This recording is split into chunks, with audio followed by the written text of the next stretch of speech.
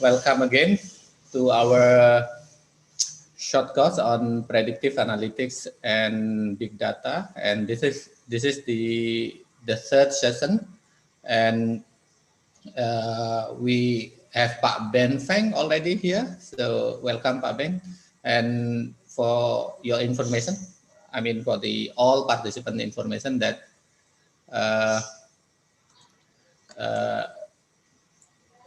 the fifth session, we have just received confirmation that there is an instructor available for the fifth session. Then please mark your calendar on the 5th of February that the last session will be delivered by Pak Fahri Bahar is from Gojek. It's about the application of big data in industry, especially in Indonesian context. So please mark your pencil your calendar on the 5th of February.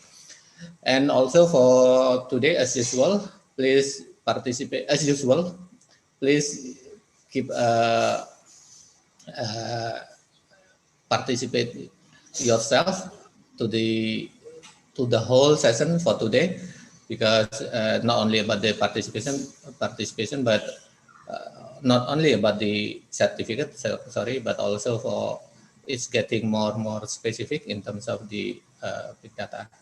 And again, I would like to welcome Prof.Ben. Prof.Ben, time is yours. Thank you very much. Thank you very much for the kind introduction and like the information. I'll see, maybe I trained myself well enough in Indonesian to participate in the last session. So can everybody see the screen? The screen that I share? Yeah. Okay, good. Wonderful. Thanks.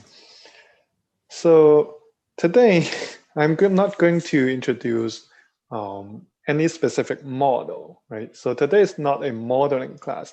Today, we are going to step away from modeling and specific machine learning model, but ask a different question, right? Suppose the modeling is done. Suppose the modeling has been done either by you or by your colleague or by anyone else, right? And then a model is presented to you.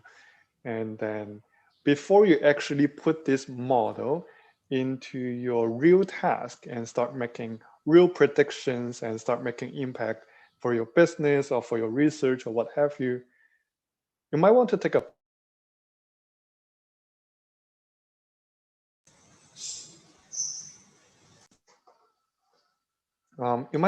pause and ask a critically important question, right? And the question being, how good is this model, right? Or more specifically, how good is this model for your application? In real life, you might use the same model for different applications, and chances are a model works well in tasks.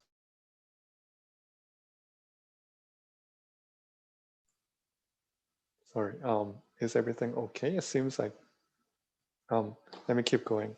Can you hear me well? Was it the sound that has a problem? Okay. Yeah, accidentally turn off your microphone. Yeah. That's okay. That's okay. So where was I? Yeah. So if you have a silver bullet for one task, one machine learning task, probably the same model would have a vastly different performance on a different problem. Okay. So for example, neural network works on a lot of applications. Probably the same neural network design would not work as well when you change your data set or you change the problem, okay? So today what I'm about to show you is in fact, a couple of different ways to try to tell how to try to show you how to tell a model works well, or how do you detect a model is not working so well, okay? So quality of fit or the goodness of the model or what have you, this is a common jargon for showing or just saying whether your model works well for the particular problem at hand. Okay, and if you forget everything I teach today, there's one word I want you to know, and this is generalizability. Okay, so at the end of the day, in order to tell whether a model works well or not, specifically if you're using it in a predictive analytics task, the name tells it all. You want to predict. You really want to use your model and predict on data that you have not seen. And that is the only rule that you should use to tell if your model works well. Okay. So in a model, the model, when I say add predictors, you should, in your mind, think about probably linear regression or logistic regression. When you keep adding predictors, when you keep adding complexity or flexibility to your model, it helps you fit your data better.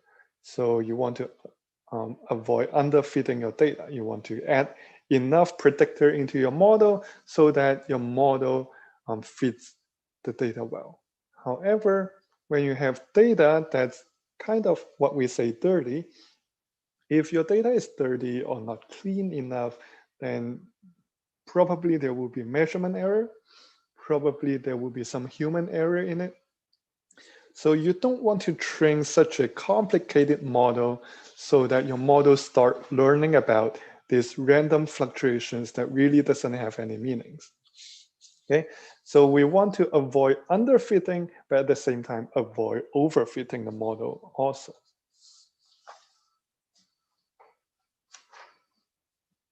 So let's suppose we feed a model f hat of x to some training data, right? This is a jargon I'm going to use and I'm going to explain it.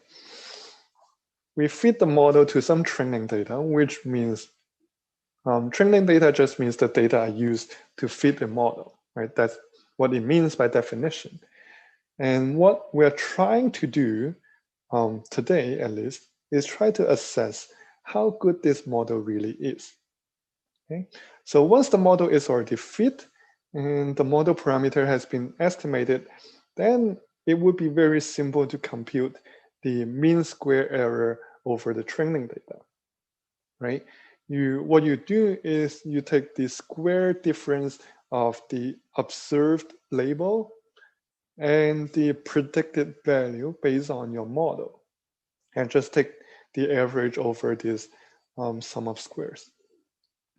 That's very simple to do. And in fact, when you fit a linear regression model, probably the first thing you check is this mean square error or the sum of square error or mean square error of the residuals.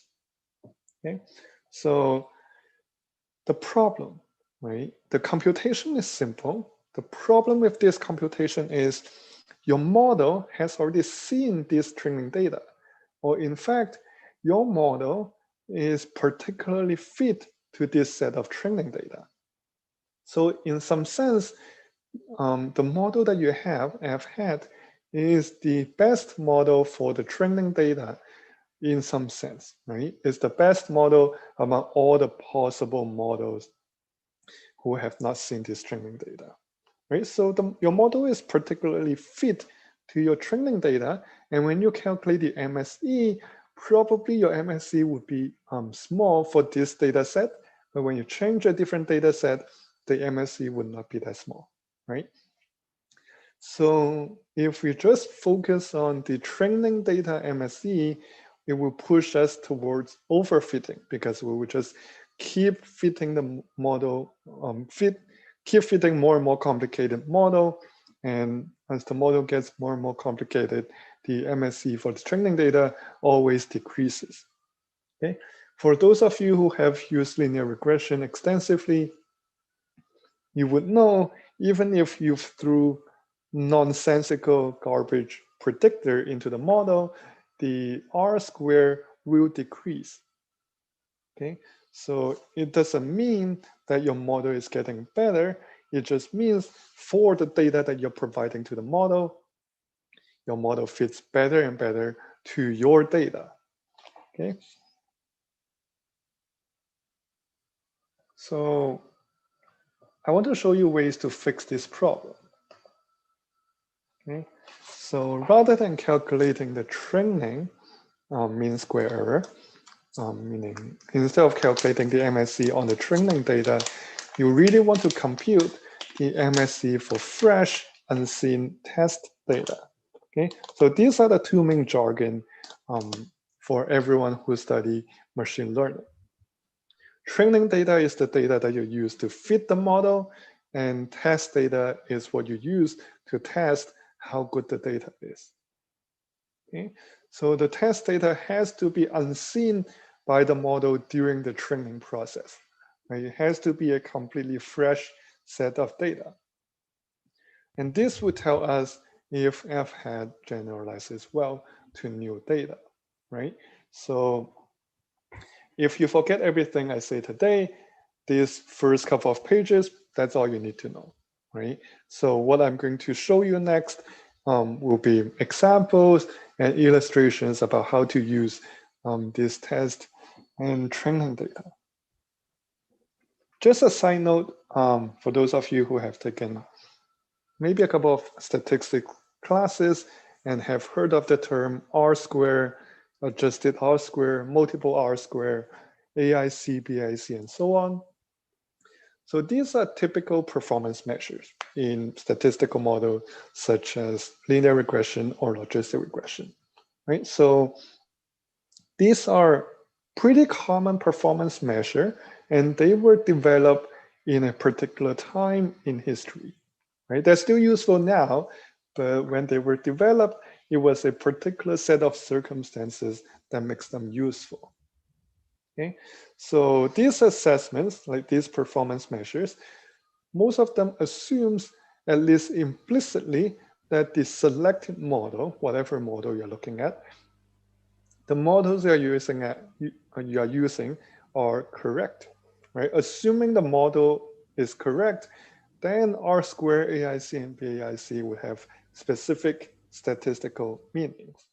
And you derive test statistics based on these particular interpretations.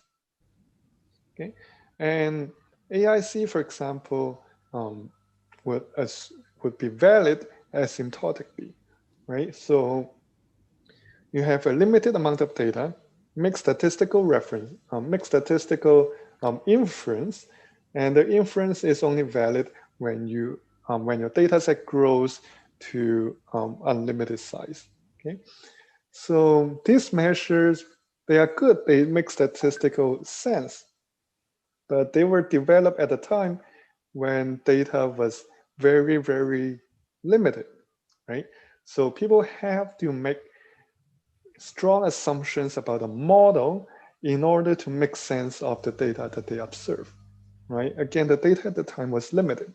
So the inference relies a lot more in the statistical model. But nowadays, because we have so much data, so the modeling part is not emphasized as much. The modeling is a useful tool, but at the end, we do not have to rely on these built-in performance measures anymore. We could use an external performance measure, meaning the test error, the error on the test set, right? So that's an external measure of performance, and that is a much better measure because it directly measures what we want to see, which is how good your model is when your model is generalized to a different set of data. As I said, test error is a more direct and general assessment for prediction accuracy. At the end of the day, after you build up a model, you want to use the model to predict. So let me show you a rather simple example, right? There are 4 figures on the plot on the slide. Let me explain each one of them, okay? So I started with a sine curve, right? The wave, the sine wave, which is shown in purple in the top left plot, right? So that is the underlying model, right? The true, presumably unknown model to the users. And this is the true model, but when you start observing from this model, when you start making observation on this model, you don't see the model directly. You see noisy observations of the model, which are the orange dots. The orange dots on the top left corner of the 4 plots, right? So when you observe when you make observations, you don't see the purple line, all you see are the orange dots, okay? So that's what's given to you as a data scientist. You are given a set of orange dots as the observed data. And then a question for you is, how can I build a good model on it, right? So just as an example, as an illustration, I built 3 models. The first one is a linear regression. It's a linear model. You see a straight line in blue, right? Model number 2 is a 10-degree polynomial. I only have 20 orange dots, and I'm fitting it with a 10-degree polynomial. You can see the line fits up, the line is quite wiggly, and it fits the dots pretty well, right? So for the training data, this 10-degree polynomial is not bad, right? Model number 3 is a cubic polynomial, which means it's a polynomial with degree 3, right? So you could eyeball which model is good and which one is not so good, okay? And it's kind of a clear answer that you will want to choose the cubic polynomial, but that is because you know what the true function is. If I don't show you what the true function is, you may not really know which one is better than the other, right? In fact, if you do what you normally would, if you just calculate the training error, right? In a sense, the R square, or the sum of squares of the residuals. If you just do what you typically would for a linear regression, you will see that the 10-degree polynomial actually performs the best because it has the smallest MSE in the training set, right? So if you calculate training error, and based on the training error to select model, very likely you are going to select a 10-degree polynomial, which in this case, obviously is an overfit, okay? So what do we do? Then in R, I further simulate, again from the same purple line as the underlying function, but with some noise in the observation. If I further simulate the solid orange dots in the plot, right? So I fit the data using the orange circles, but I have a new, fresh, unseen set of test data that are plotted in orange dots, right? And now the same 3 models, let's see what the test error looks like. Let's calculate the mean squared error on the test data. And this is what you would get, right? I highlight the smallest MSC on each row for you to compare. Okay, so what's wrong with model number 2 is clearly overfitting. Model number 2 is overfitting to the training data. So there are a lot of patterns that this model number 2 picks up, but these patterns are only true for the training data, but not true for the test data, right? So when you actually calculate the mean square error on a new fresh set of data, those patterns, those fake patterns that were picked up by model number 2, they don't fit They just don't fit in the test data. And that is why the mean square error for model number 2 is so big, even though its training error is so small. All right. So if you have somewhat right degree of freedom or right degree of flexibility in your model, such as model number 3, then the training error will be very, very similar to the test error. Right? We can see in the last column of the table that the training MSE is pretty close to the test MSE, right? So in this particular example, or in this illustration, I showed you clearly model number 3 is the right choice, right? If you knew what the true model is. But depending on whether you choose model using training MSE or test MSE, you might get completely different answer, right? If you use the traditional statistical way of selecting model, then there's a good chance that you would have thought that model number 2 is a good one, right? So test MSE is a much better measure for prediction accuracy. That's the point I'm trying to make here. Okay. So this example shows you that training error always decreases as the model flexibility increases. Right? When you keep adding more and more predictor in your linear regression model, your linear regression model fits better and better in the training data. Right?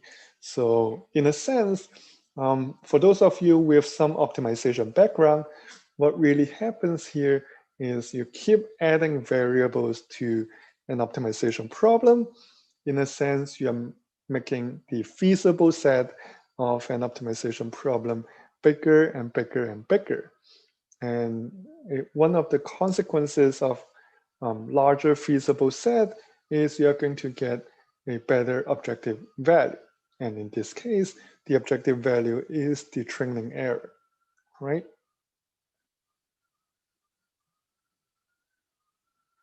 However, we cannot say the same thing for test error. So let me again make the distinction. Training data is the data that you use to fit a model. Test data is a new set of data that your model have never seen during the training process. Okay, so even if you could keep fitting your model better and better with your training data, it has nothing to do with the test data because the test data never get into the training process. Okay, so because of this key distinction, test error can decrease even if you keep adding flexibility to your model. We have already seen one example just now with the 10-degree polynomial, right? So the test error, in some way, I'm going to show you a picture later. The test error would probably decrease initially when you starting to add flexibility to your model, right? Initially, you have a linear model, then probably a quadratic model, and then a cubic model, and keep adding the degree of polynomials. Initially, you might have a decrease in test error, right? Quadratic model may be best than linear, cubic may be best than quadratic. That's fine initially, but if you keep adding more and more terms into your model, then at some point, the test error will start to increase, right? So when you have obviously overfitting, then your model will have a large test error. I'm going to show you an example in a minute. So just a little bit of math, right? Do you have to memorize the proof? Probably not. What I'm trying to show you, or what's my intention of showing you the math here, is for you to understand the limit of test error, right? I have been promoting so much about using test error as the golden rule of selecting model. But just as everything else, there is a limit. There is a limit to how well the test error can perform. And I'm showing you the math in order to show you what exactly this limit is. Okay? So how well could we possibly do with the test error? I've already said this, there's a limit to how well we can do on any given prediction task, right? So there's always going to be measurement error.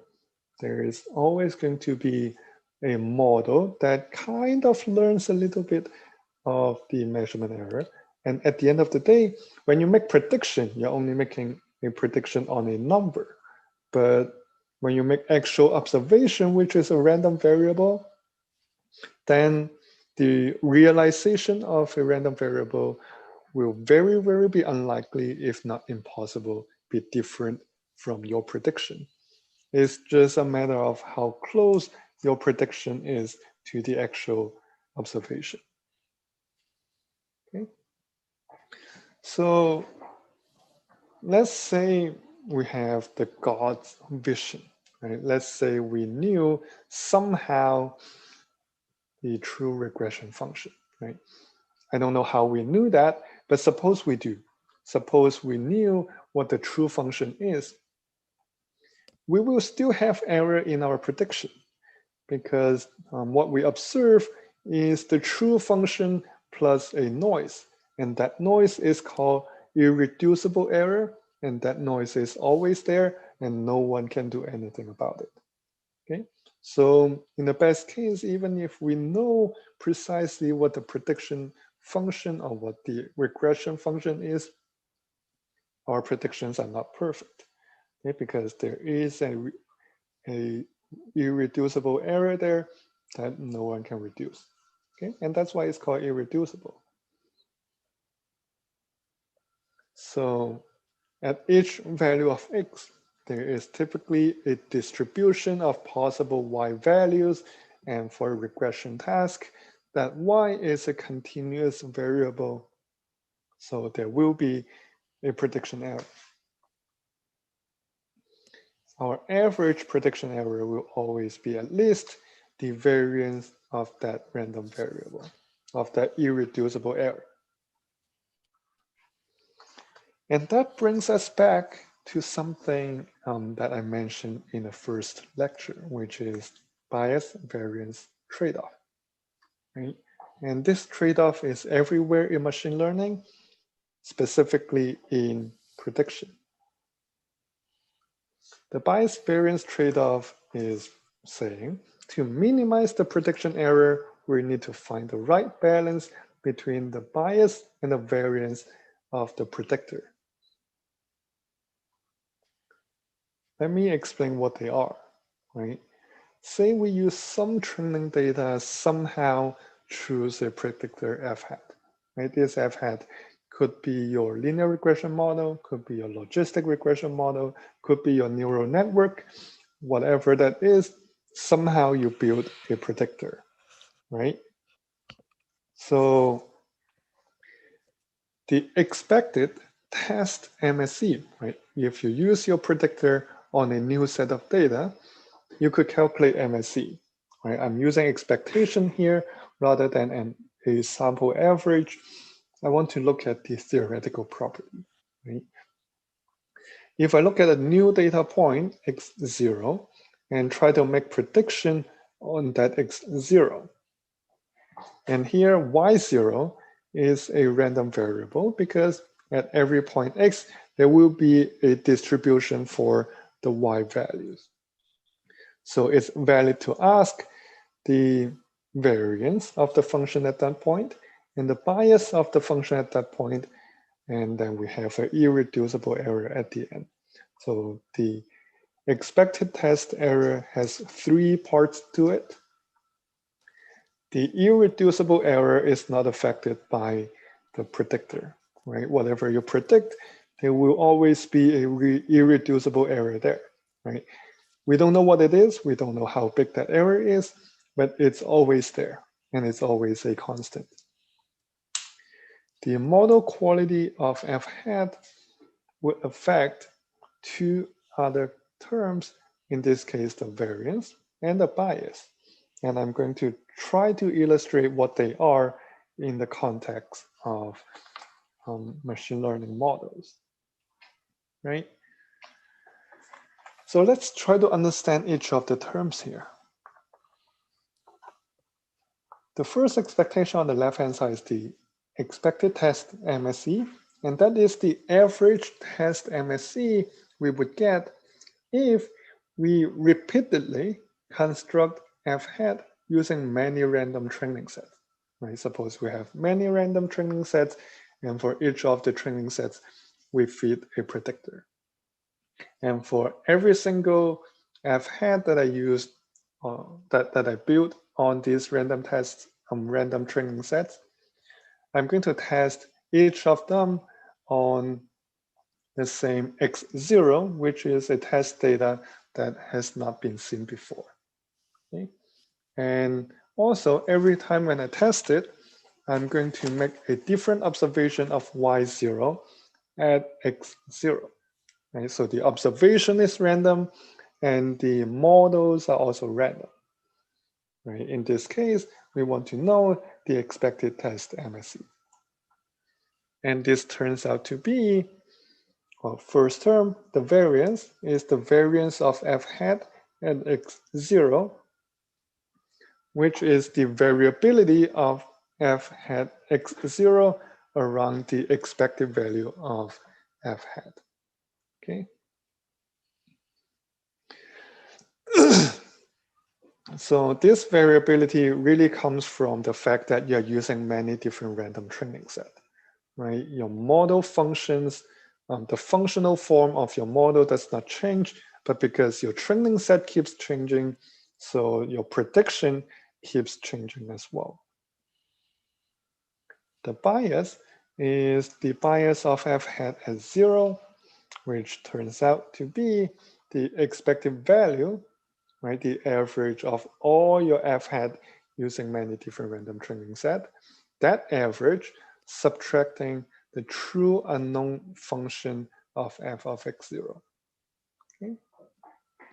So if all of this sounds too abstract to you, then let me try to offer a picture, right?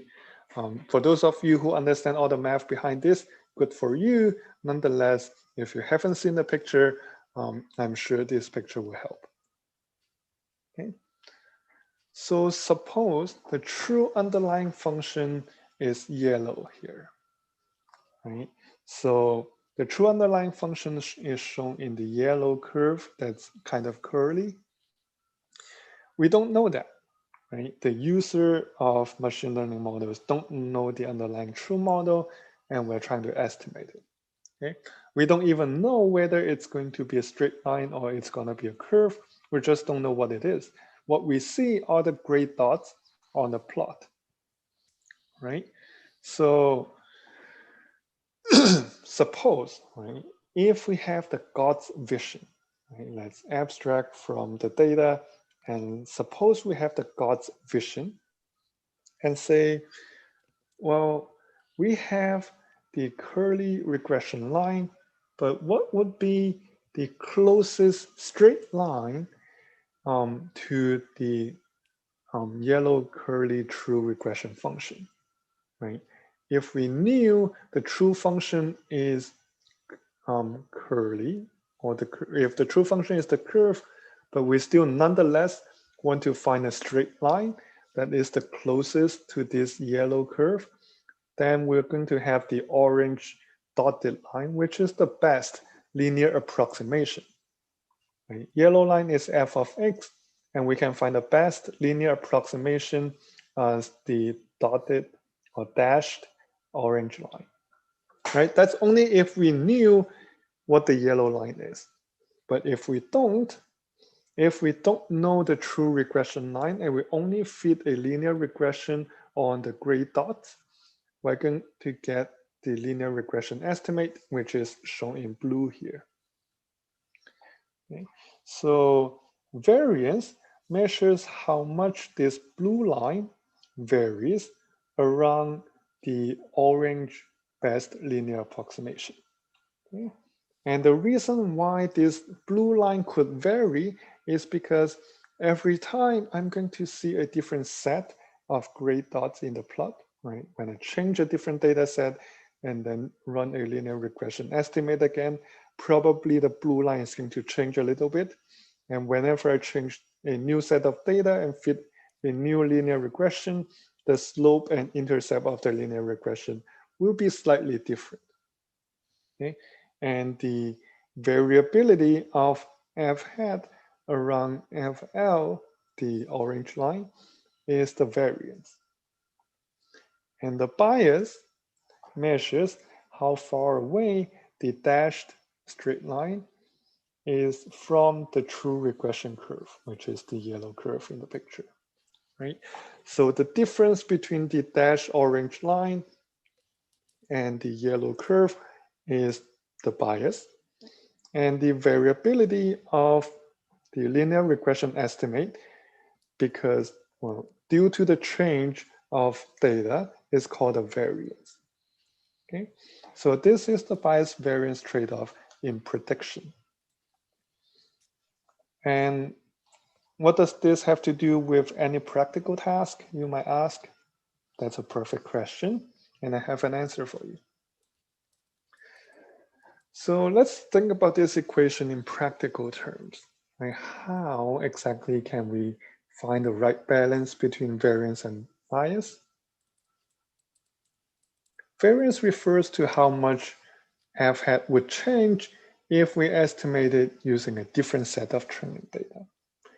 The training data is random, and different training data will result in different f hat.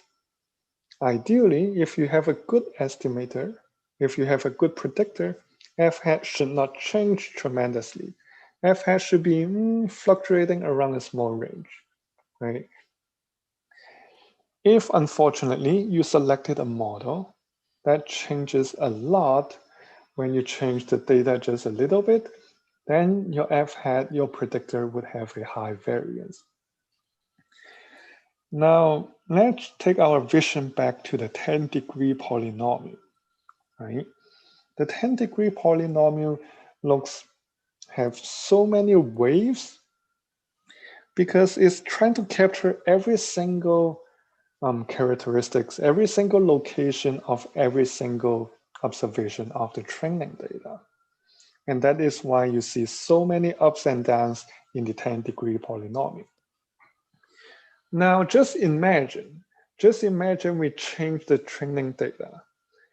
Then if you are going to fit a 10-degree polynomial again, then probably your new 10-degree polynomial will look very, very different, because it's going to again try to fit every single characteristic in that new training set.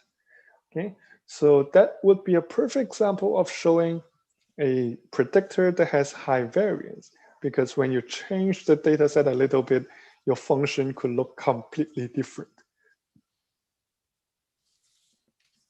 Bias, on the other hand, refers to the error introduced by modeling a complex problem by a simple statistical model, right? For example, it's very, very common for people to just throw in linear regression as a first attempt for any kind of regression data set. And this is almost always an oversimplification, right? The true relationship between X and Y in any real practical application is highly complicated, but people tend to use linear regression and see how well it fits, right? So linear regression would typically be a model with high bias, because, well, it's too simple as a model to model any kind of real life relationship. So if f, the true function, the true underlying function, is very complicated, and f hat is too inflexible, meaning f hat is too simple, then f hat will have high bias, right? So finally, before we move on to a different topic, let me show you this picture, right? And when you're studying machine learning, you have to understand this picture, and you probably have to memorize this picture every single time you run a machine learning model. It's telling you on the x-axis, there's no number on either axis. It's a qualitative picture, but this picture is so useful to remind everyone that whenever you're training, don't just look at the training error, okay? On the x-axis, this picture plots model complexity. You have low model complexity. You could think about that, for example, a linear regression model, or even a constant regression model, right? And to the right, you have high model complexity. If you need a concrete example to visualize, then think about the 10-degree polynomial that we just saw. On the y-axis, you have prediction error. And this plot is so useful because it shows you the relationship of two different kinds of prediction error. The training error, which is shown in blue here, that training error always goes down as you add model complexity. As your model gets more and more complicated, then it can fit better and better to the training data. Again, when you're expanding your feasible set, your objective function, your optimal objective value is going to be better, okay? But what I've been arguing so far is to say, well, that is not the prediction error that we're interested in. What we should actually pay attention to is the test error, and there is a sweet spot where the test error is the lowest. And that is what we try to find, and that sweet spot is the right model complexity that we're trying to aim for. The problem is then this kind of test error, we can kind of define it mathematically in theory. The difficulty is how do we actually calculate it? And if it's impossible to calculate, how do we at least estimate it? Okay, and that is going to be my next focus, right? So how do I actually estimate this useful test error?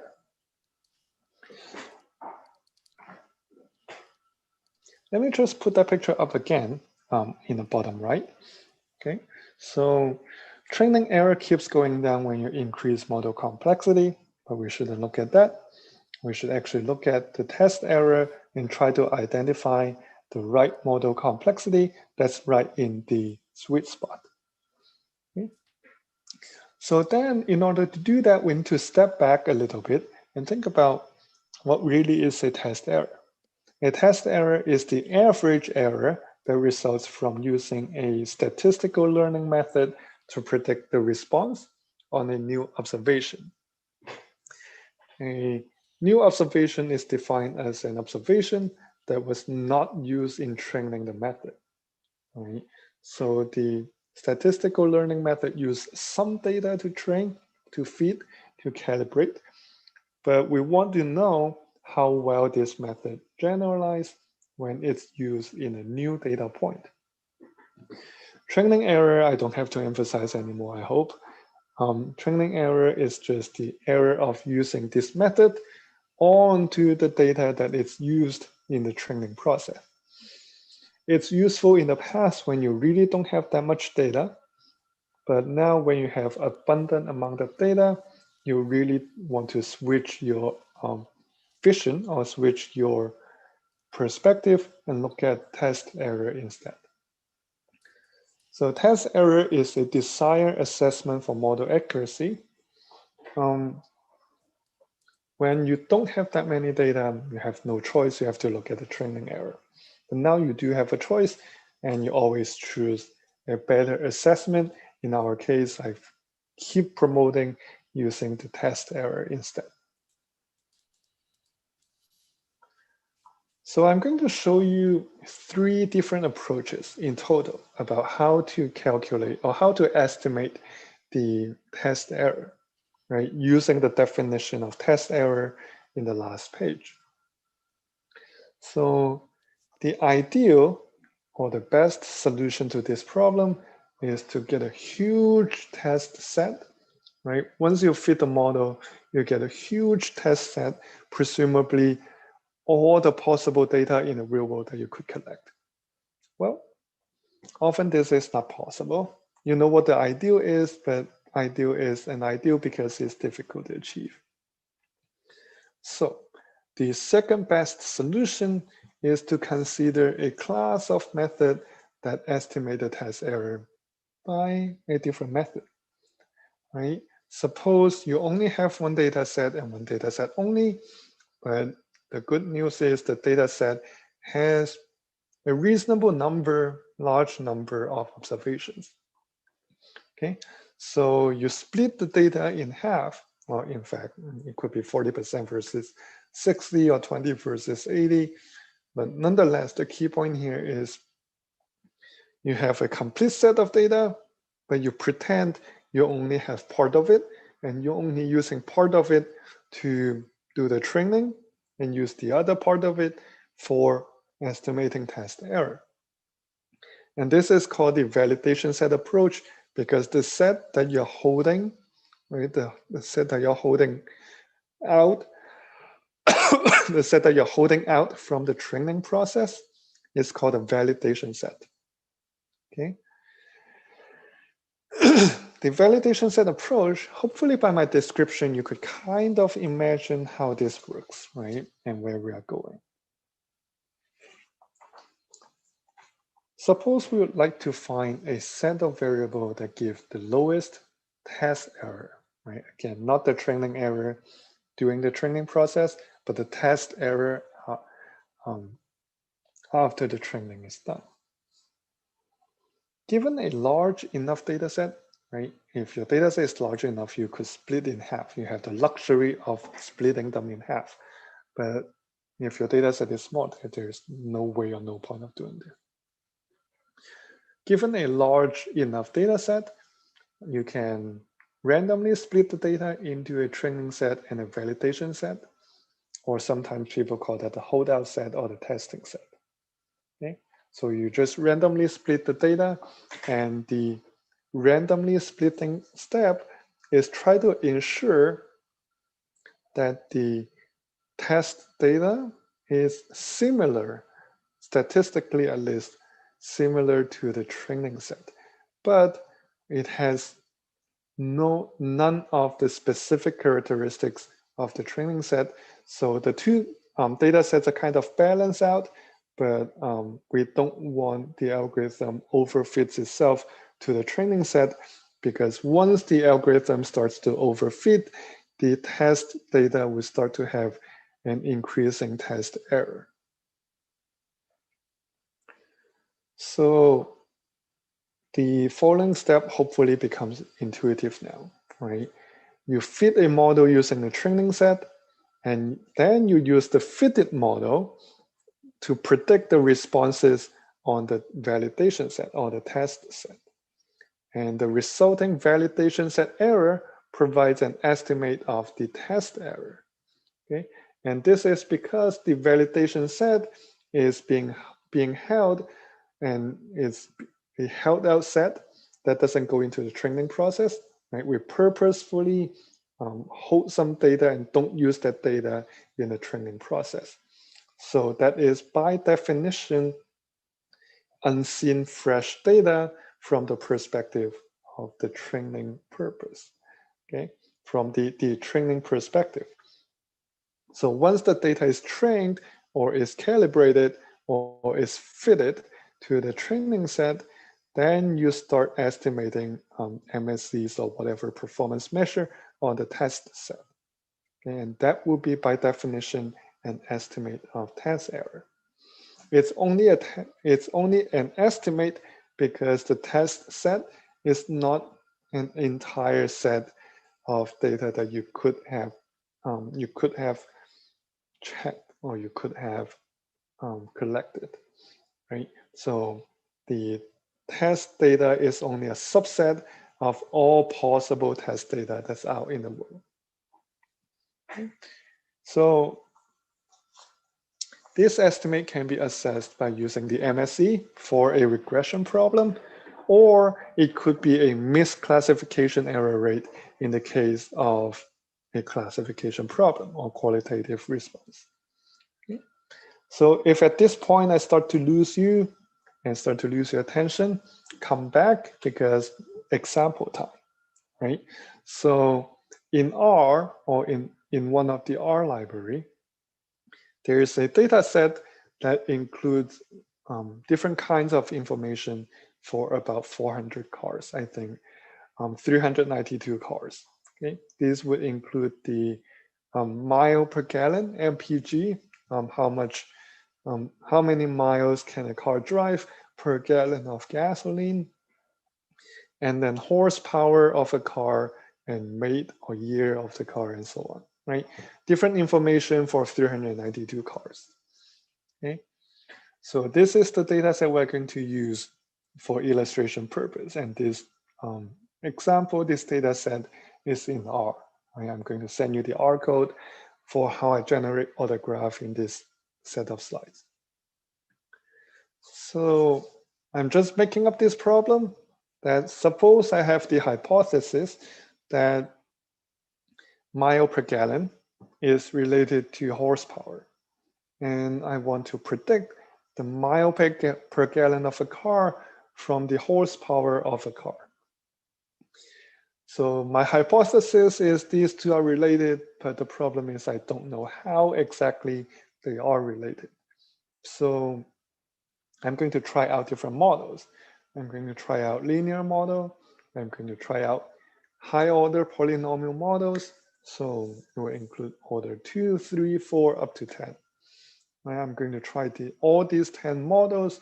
In R, I can fit these models very, very easily. The question is at the end, which model should I use?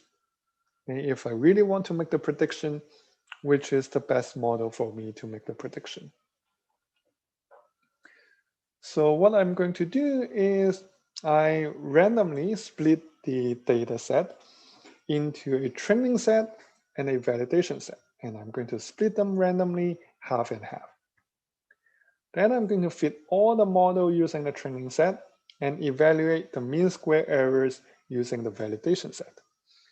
And what I'm going to do, because I'm going to select the best model, I'm going to select the model with the lowest validation MSE. Okay? So let's see what the picture looks like. On the x-axis, I have the degree of polynomial, right? Linear model, second order polynomial, third order, fourth order, and so on, up to 10 order polynomials. Okay. So each model that I try is one dot in the plot. And vertically, you see, well, there are so many different lines, right? And each line, let me be clear. Remember in step number 1, I randomly split the data set into half. So the randomly splitting would, well, every single time I split, there is a random split. So I have 10 different lines in the picture, and every single time it corresponds to a different split of data set, a different split of training versus validation set. Okay, so when the split of data is different, we see there is a huge variation in the validation error, right?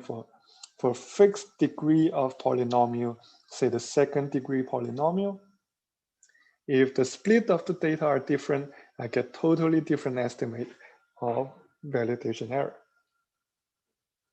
So I repeat validation set approach 10 times, with each time with a random data split. So the MSE for the second order polynomial looks like in every single line, if I look at each line at a time, it looks like the second order polynomial always has lower MSE than the linear and cubic model, right? So the value kind of drops initially and then stops to decrease when you add to the third order, right? So all 10 repetition tells a similar story. They all tell the second order polynomial seems to be a good choice, but it's still puzzling us which one, if I really want to estimate the test error, what is the test error? Because every single time when I split the data in a different way, I get a different estimate. So this is the clear shortcoming of the validation set approach, right? The 10 different curve leads to very different MSE estimates. So it kind of serves my purpose in selecting a reasonable model, but it seems that justification is somewhat weak if I don't have an accurate estimate of the test MSE. So I have 20 lines in the plot. Why do I believe 20 is a good enough representative? What if I run 1,000 times and then the plot looks completely different? Okay, so the variability is concerning because we kind of make a conclusion, but without being very confident about our conclusion. So the goal next, right, our next goal is to find methods that are more stable. More stable in a sense that, can I at least have a method that gives me a good estimate of the MSE? And when I repeat the experiment, hopefully the value doesn't change. There is one such method, and that is called leave one out cross-validation. Okay, so the LOOCV acronym is not standard in the industry. I'm making things up in order to make the slide description a little shorter. So similar to the validation set approach, leave one out tries to address the disadvantage of validation set. It has 4 steps in total, and each step is kind of small. Hopefully they all make sense. So step number 1, if I have a huge data set with n observation, right? I have entire data set and the data set has n observation. I'm going to set a validation set of 1, right? Each single data set will be selected as a validation set. So when we train the data, we're going to train, when we train the model, we're going to train the model on all but one data point. We fit the model using a training set, which is all but one data point, and then evaluate the MSE using the validation set, which is just one data point. Second step overall, step number 2 here, looks exactly like a validation method, although in the validation method, we split the data half and half. In leave one out, we only leave one data point out as the validation set. Okay. And I'm going to repeat step 1 and step 2 n times. Every single time will be a different validation set because we have a total of n data points. So every single time we train on n-1 data and then use the hold out data, the single out data point to compute the MSE. So at the end of the day, we're going to have n estimates of the MSE, and we're going to compute the average, right? This is an average of n MSEs, and this is a pretty accurate estimate of the test error, right? So just like the validation set approach, leave one out involve splitting the data set into 2 parts. One for the training data, the other one is for validation set. But unlike the validation set approach, leave one out does not split the data half and half or any kind of reasonable or comparable sizes. In particular, leave one out only use one observation, or in here I say x1 and y1, use only one data point as the validation set, and all the other observation makes up the training set. When the model is fit on n-1 training set, the prediction y1 is made on the excluded observation using x1. And since x1 and y1 was not used in the fitting process, we can safely estimate its MSE and use that as an approximately unbiased estimate for the test error. Okay. So the ith MSE, which used the ith data point as the validation set, every single MSE is unbiased for test error, but every single one of them will be a poor estimate because it uses only one single observation. So then we will repeat this procedure by selecting the second data as the validation data and then fit the model using the other n-1 observations and then compute the second MSE. And when we repeat this n times, we're going to have this leave one out cross validation estimate as the average of this n. And every single one is unbiased. Hopefully, by averaging n of them, we still have an unbiased estimate. But now, because the estimate is a huge average, the variance of this estimate is small. In fact, when you have one fixed data set, when you only have one data set and you do leave one out cross validation, there's no variability whatsoever, right?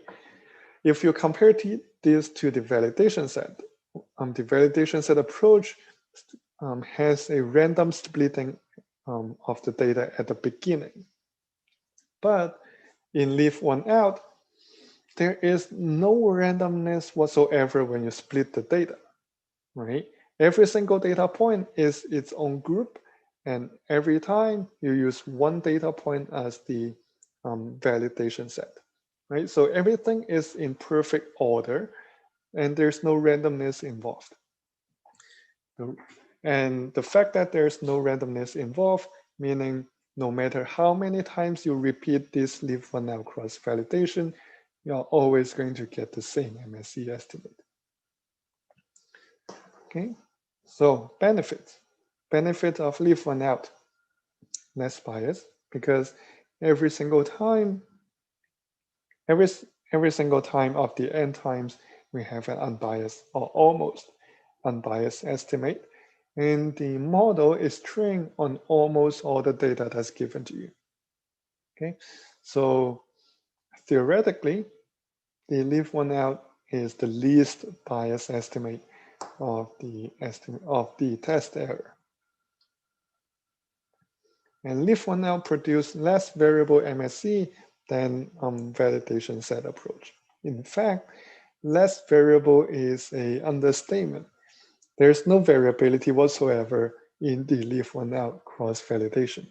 It always produces the same result, no matter how many times you try it. Well, there's no free lunch. It's all good for the leave one out. It has its own problem. It's pretty slow, I have to admit. Okay, so I'm going to send out the R code I used for the plot here. When you try to run those code, you're going to realize, even with a data set of about 400, it doesn't take an instant to finish the leave one out. It does take a while, right? Maybe a couple of seconds or about 10 seconds to do. Okay, so each model is fitted n times, and n in a machine learning approach could be in the millions. So probably at that time, it's not affordable in a personal computer to do leave one out. Nonetheless, nowadays, you have pretty expensive computers and pretty powerful computers. And in most cases, leave one out is still feasible computationally. Probably you're not going to get a result in a second or two, but you might get a reasonable result maybe in a few minutes, or maybe in a washroom break or coffee break. Worst case, running something overnight should be acceptable as well. Okay. Nonetheless, computation is one big problem when it comes to leave one out. So then, on one hand, we have validation set approach that is quick, but not so accurate. On the other hand, we have leave one out that is highly accurate, but kind of slow. So is there a middle ground? The answer is yes, and that is called the k-fold cross-validation. Okay, leave one out is accurate but computationally intensive.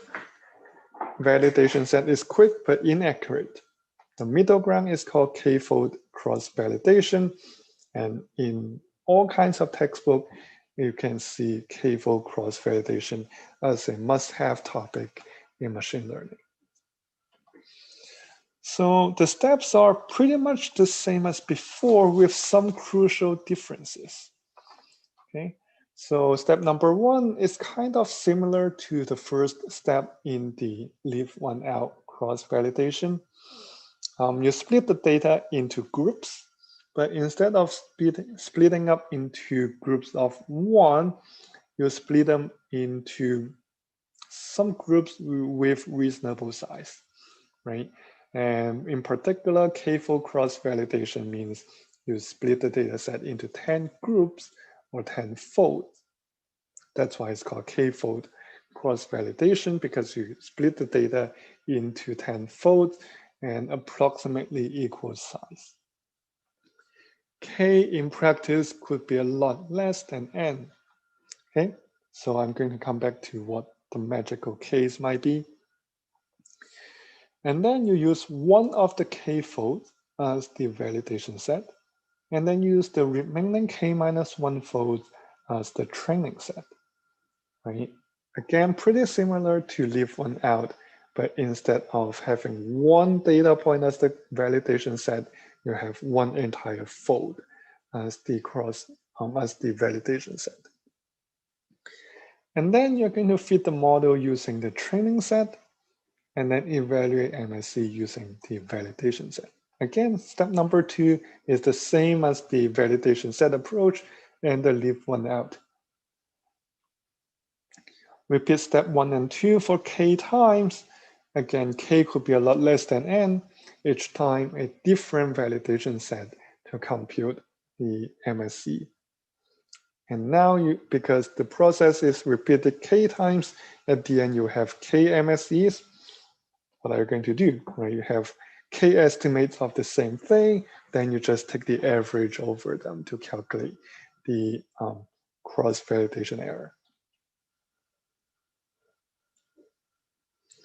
So I don't think it's an exaggeration to say k-fold cross-validation is the most popular approach for estimating test error. It's used almost everywhere for every machine learning model that you train.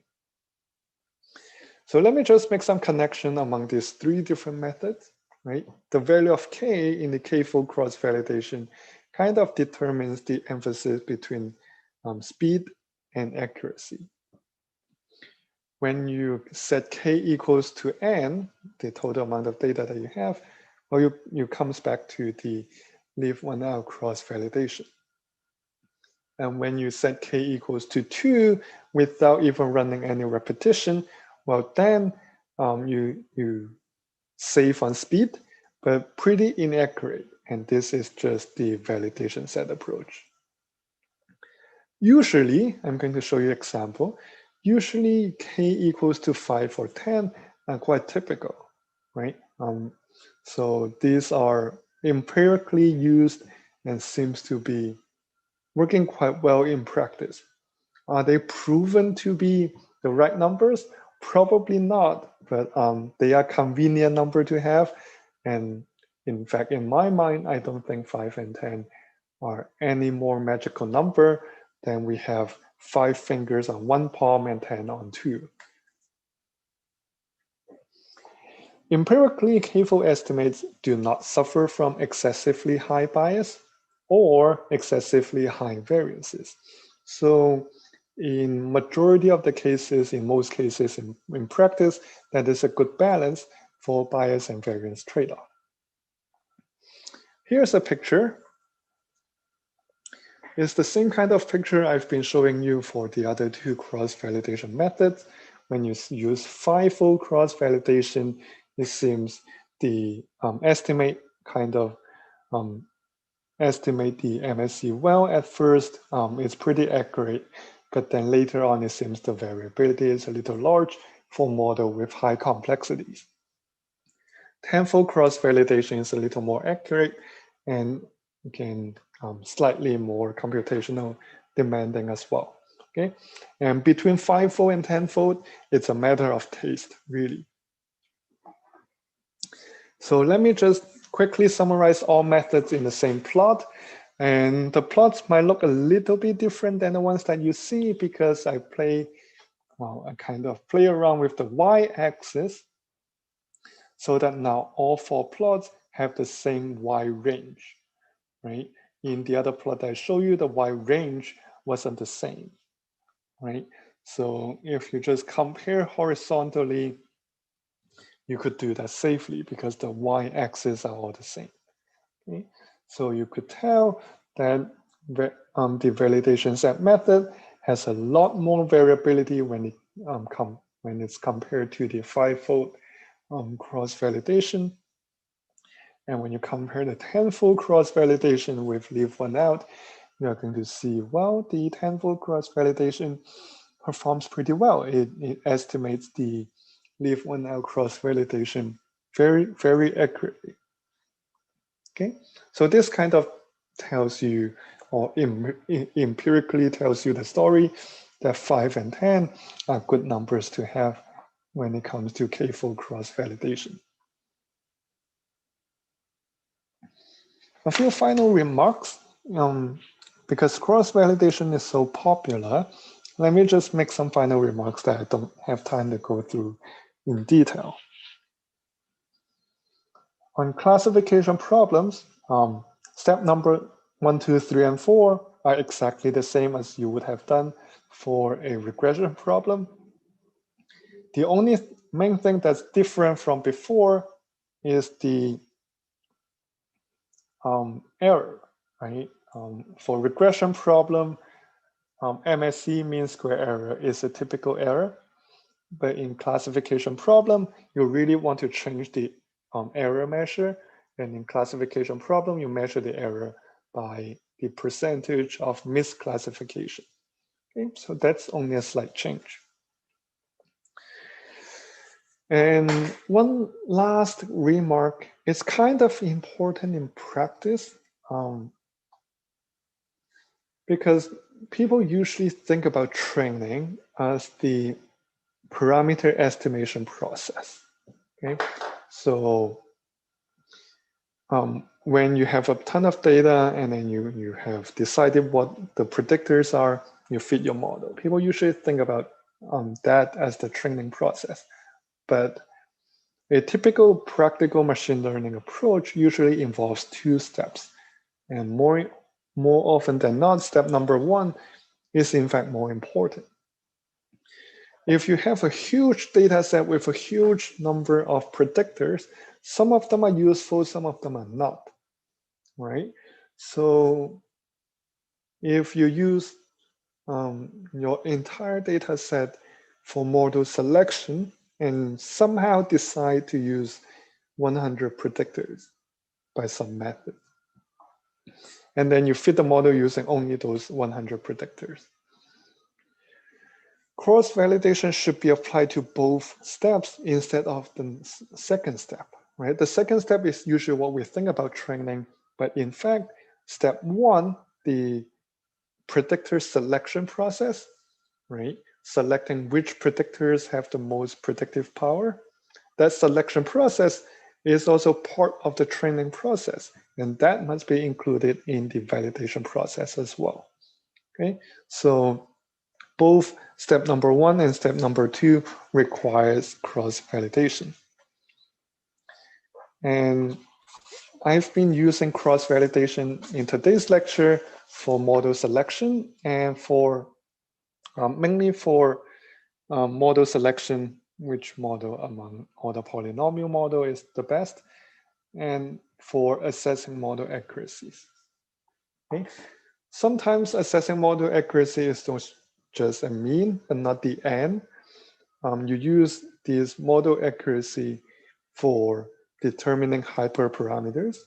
By this, I mean, for some of you who knows about lasso regression or regularized regression, you want to use this cross-validation method to determine the penalty parameter. And for those of you who have trouble training neural network, and cross-validation is an efficient way of determining when to terminate the training of neural network. Okay, so with that, I'm going to stop here today for Q&A, and I'm not going to go through codes today because the codes are mainly used to produce the results that I discussed in the slides. Okay, so the codes have been sent out. If you have any question, feel free. Okay. So, well, questions pop up, right? Should we divide the data into training data and testing data? How important is that? And what is the percentage of both? Question number 1, yes, we should, definitely we should. How important is that? As important as you can imagine. This cross-validation method is really, it's a hack, but it's such a useful hack that you kind of can use it for anything that you want, right? If you have anything that you're kind of uncertain or questionable about your model, you could always form a hypothesis of some sort and then use your test set to validate. And the last question about what percentage, different textbook might give you different guidelines. And in my experience, I don't think there is the right answer. And typical split would be 80-20 or 50-50. And some textbooks say 40-60. I don't think there is one right answer. It's more of an experience thing, right? Whatever your company prefer or whatever your boss is comfortable with. Suppose we try a few combination of training data having different value of MSE test. How can we feel satisfied with the model that we are looking for? I don't think I would feel comfortable if the values are entirely different, right? This would become more or less a judgment call. So the short answer would be it depends on the magnitude of the difference, okay? Because number 1, there will always be differences when you try different training data, okay? So there will always be difference. The question is how big the differences is, okay? So if the difference is reasonably small and you're kind of comfortable with the difference, then that's fine.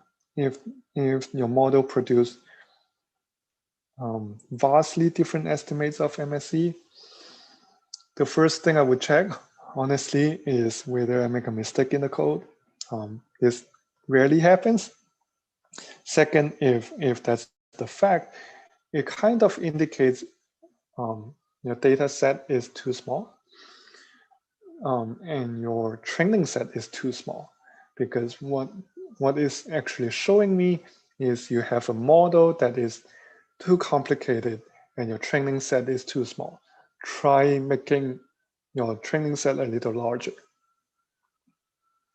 How to measure the complexity of a model? Brilliant. I don't think I have one answer for every scenario, but let me offer a couple of answers. For typical regression problems, a good measure of complexity would be the number of features that you throw into the model. And on a high level, that is more general for different kinds of model, you can kind of infer complexity of a model by the number of parameters that you need to estimate. Okay, that would usually be a reasonable estimate of complexity. Of course, it's not that, right? A regression model with 1 million parameter has an entirely different complexity than a neural network with 1 million parameter. But generally, if you want to measure complexity, the number of parameter would be a reasonable measure. What is the difference between MSE test data and AIC/R² in model evaluation? Are they interchangeable, or is there a correct order of using both? They are not interchangeable. I tried to get this point across early today.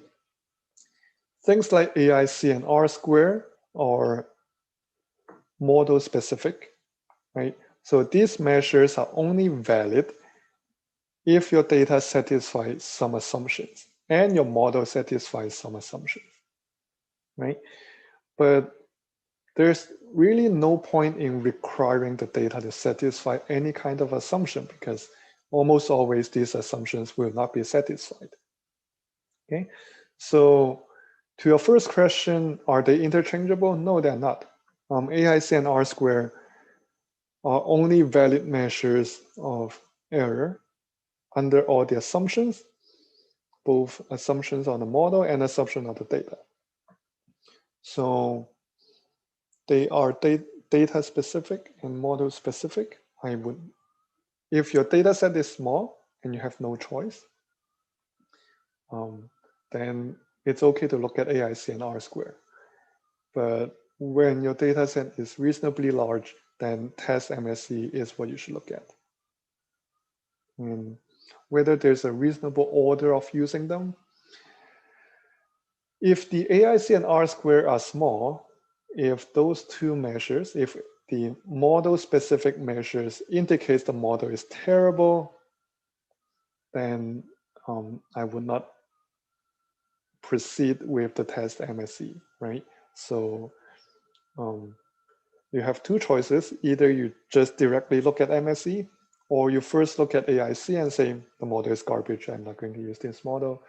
And until you have a satisfied, until you're satisfied with a particular AIC, then you go with the test error as a second step. So if you really want to force yourself to have an ordering between the two, then AIC first, then test error.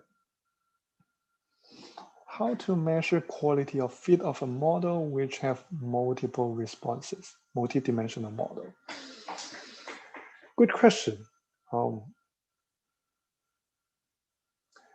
I'm trying to think what I did in cases like this. I've did this in the past.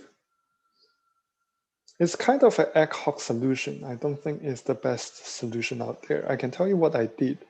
When I fit a model and have multiple responses, I typically have in mind which response is the most important or more important than the others.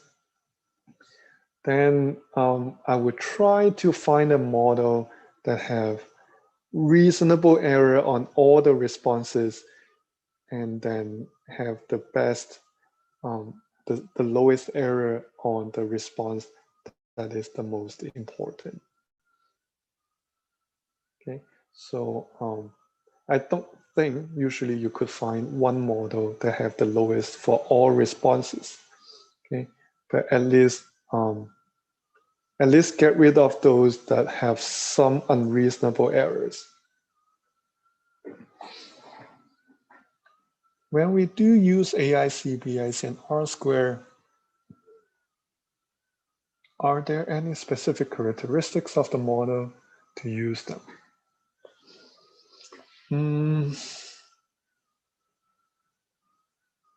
I'm not sure if I understand the question. And since you're interested in AIC and BIC and R-square, let me, based on my experience, if you look at R-square alone, that's terrible because R-square always increase when you throw in more predictors, whether the predictors are garbage or not. AIC and BIC kind of guard against overfitting because they have some penalty term on the number of parameters.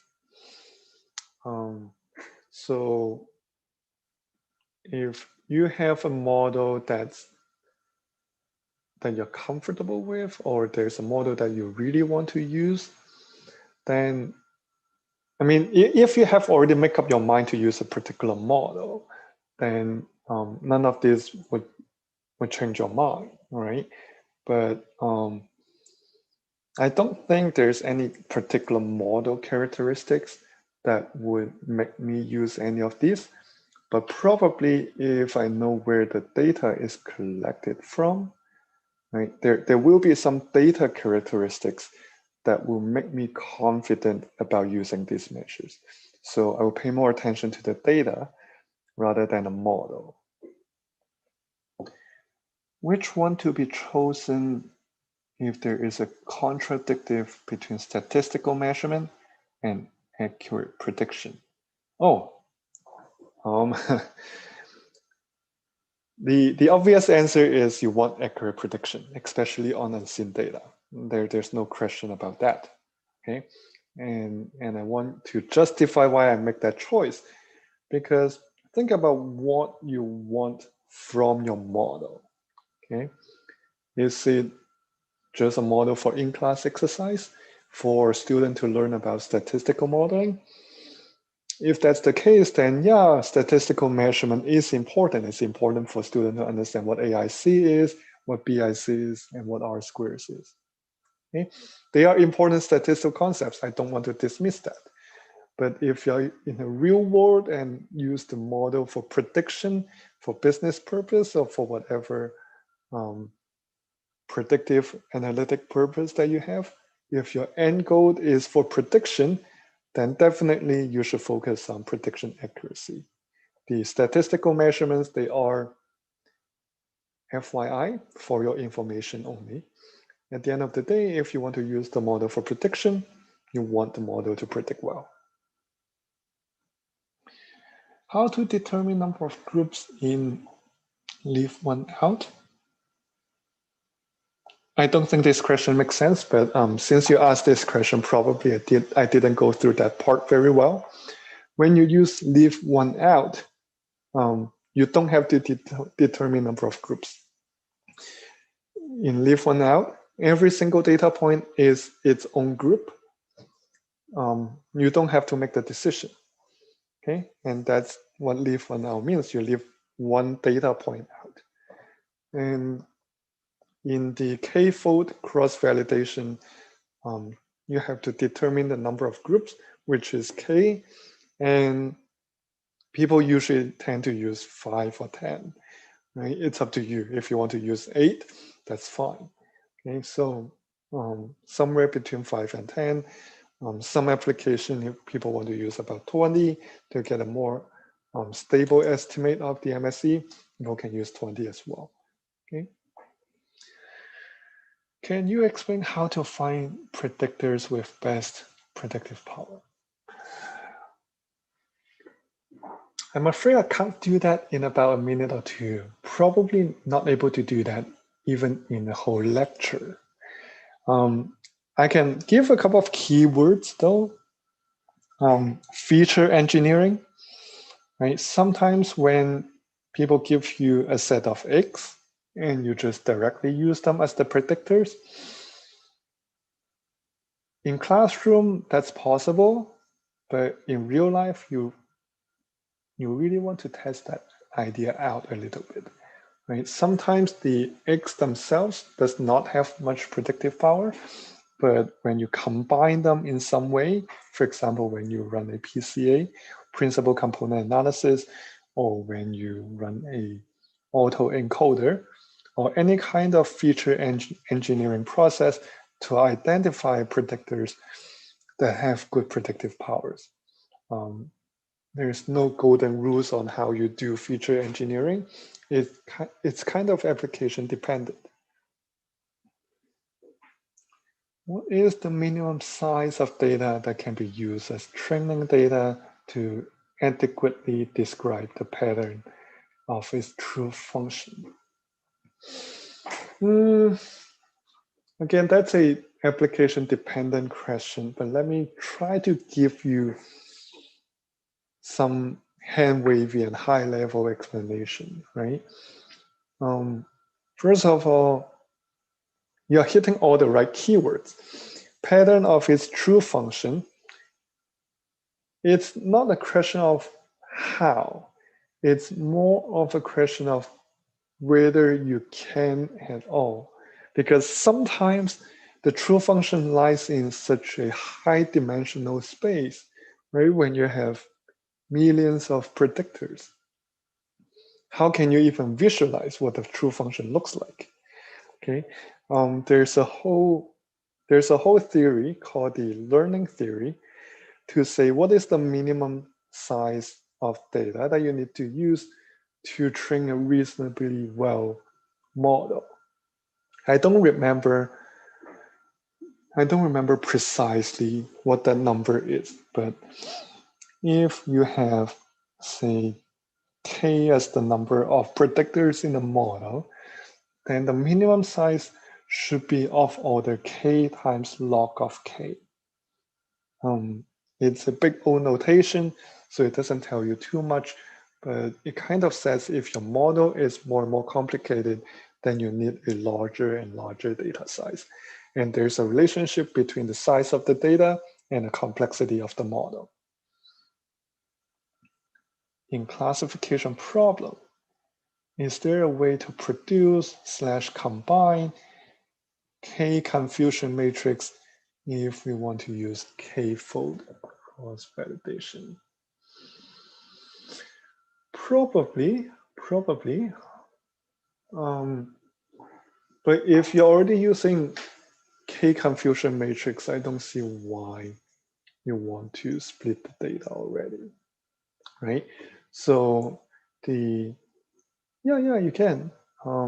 So you run the K-fold cross validation and then use the confusion matrix as the performance measure or what have you. So every time you train the model on half of your data set or 1/k of your data set, and then you make a confusion matrix out of your training set, and then you shuffle, you do that again, then you probably can get a confusion matrix with some random variable as the entries. So your confusion matrix may look like the average number in each bucket and also with maybe a standard error. So the confusion matrix tells you what's the expected number of observations in each of the categories in the matrix. And for each of those numbers, you have a standard deviation or a standard error. Yeah, you could do that. I could totally see that happening. You leave one out cross validation. MSE1 is the accuracy measure for model 1. Yeah, and so on. MSEN for model N, yeah. What is the interpretation of CVN, which model the accuracy can be stated by CVN? Okay, good question, and that's a very reasonable question. MSE1 is an estimate for model 1 all the way down, But the point of LOOCV, the point of leave one out, is to say every single one of these models, every single one of these N models are similar. They are so similar that between any two models, you will have you will have a huge overlap of data, right? Precisely, you will have n minus 2 data that are overlapped between any two of these models.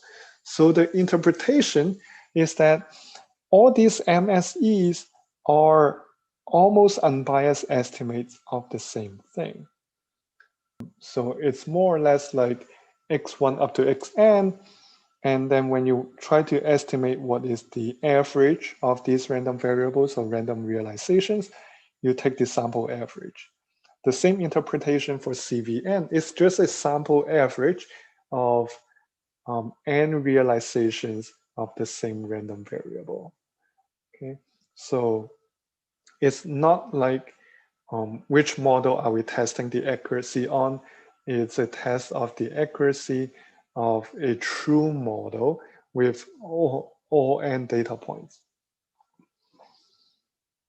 I once used k-fold cross-validation, good for you, to determine if our model is valid, which means cross-validation error produced did not vary too much.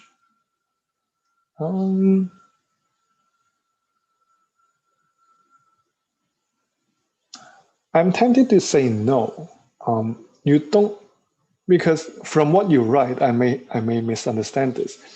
From what you write, you have a cross-validation error that doesn't vary too much.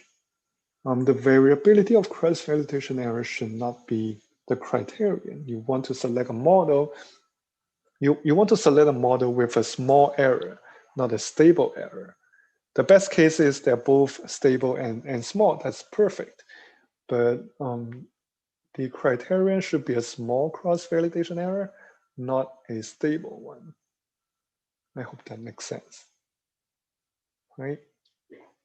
So I may misunderstand your question. Maybe you're doing it right, but from what I can read from the question, doesn't seem right to me. Okay, the model is, all models are valid to some extent. Whether the model is good or not depends on whether its cross-validation error is small. Okay, so the smaller the better.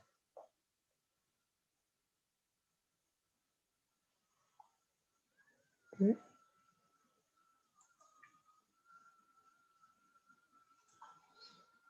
So I hope I answered most, if not all, the questions. And I'm happy to address more if there are more questions showing up. Ada lagi, Bapak, Ibu? Is there more questions? You can say directly to Pak Ben. We have, let's say, 5 minutes more. If, let's say one question more, if you wish. Tidak ada? No more?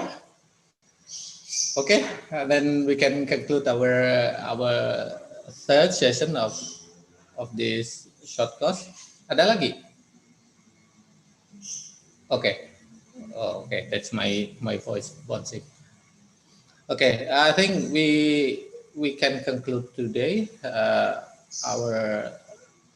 our session, the third session of this predictive analytics and big data short course, and I think we give big applause to Prof.Ben who provide and answer all the questions, and hopefully